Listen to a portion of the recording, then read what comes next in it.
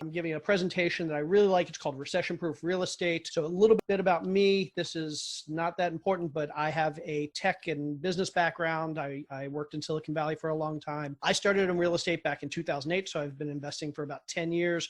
I've written 4 books on investing, and as Anna pointed out, I've had a lot of help with those.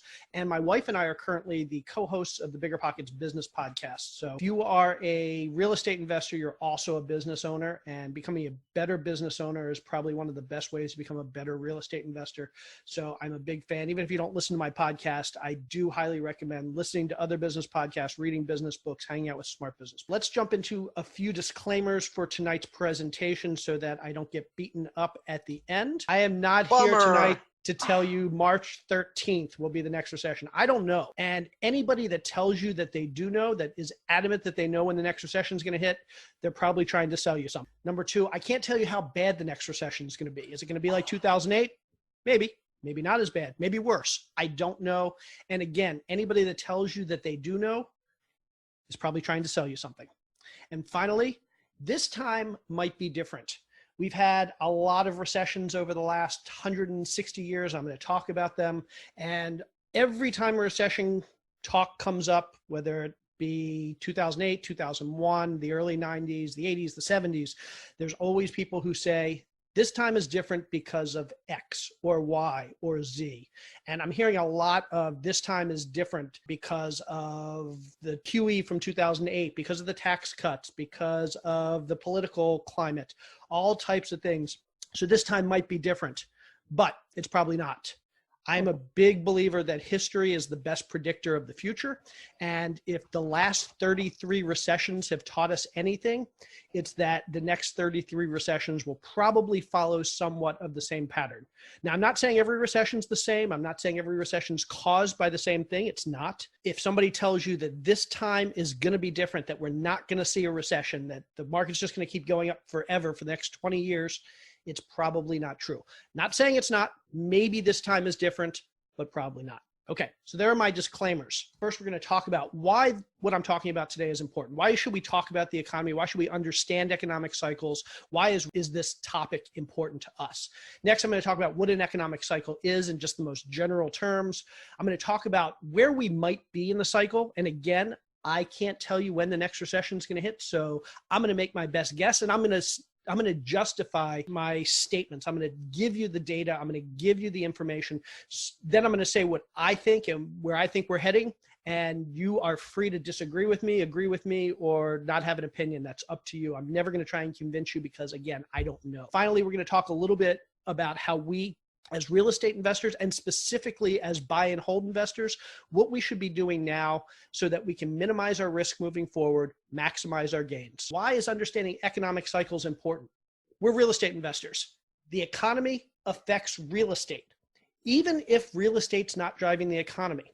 There are a lot of people out there who believe that real estate is the thing that causes economic cycles. And if you think back to 2008, that was the case. In 2008, the big crash was caused because real estate didn't have good fundamentals. Lending didn't have good fundamentals. There were problems in the foundational components of real estate. If you've only lived through 2008, you probably assume that's the way all real estate cycles work. That's what causes all real estate crashes or real estate downturns, or real estate recessions, whatever word you want to use.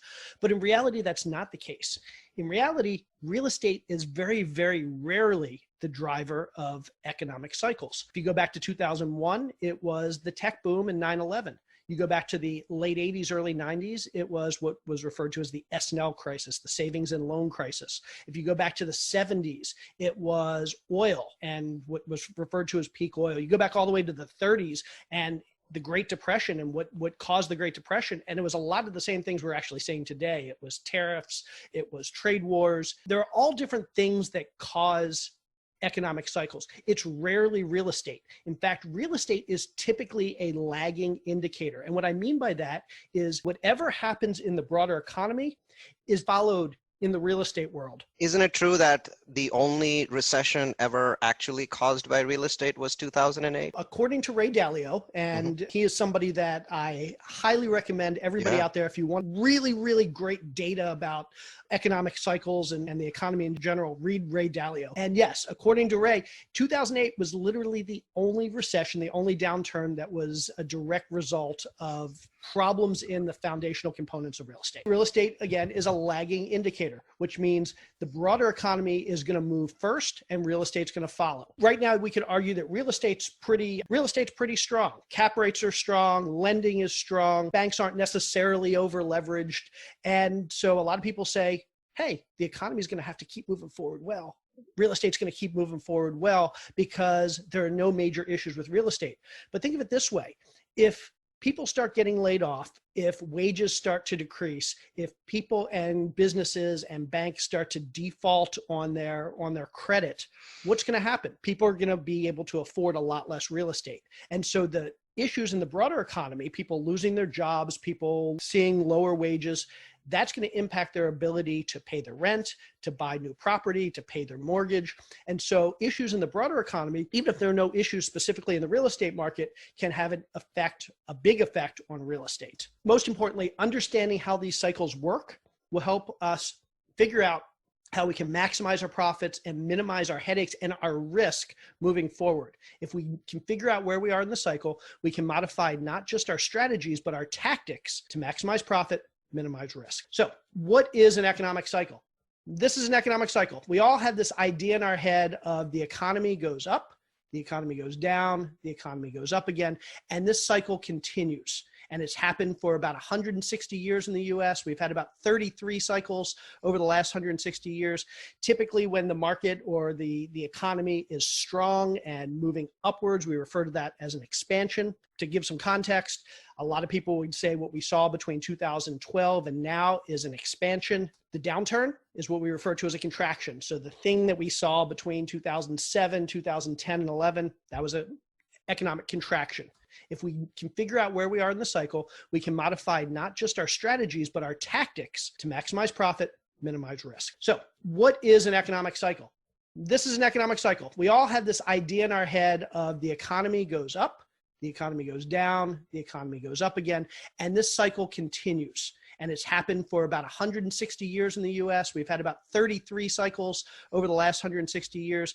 Typically when the market or the economy is strong and moving upwards, we refer to that as an expansion. To give some context, a lot of people would say what we saw between 2012 and now is an expansion. The downturn is what we refer to as a contraction. So the thing that we saw between 2007, 2010, and 11, that was an economic contraction.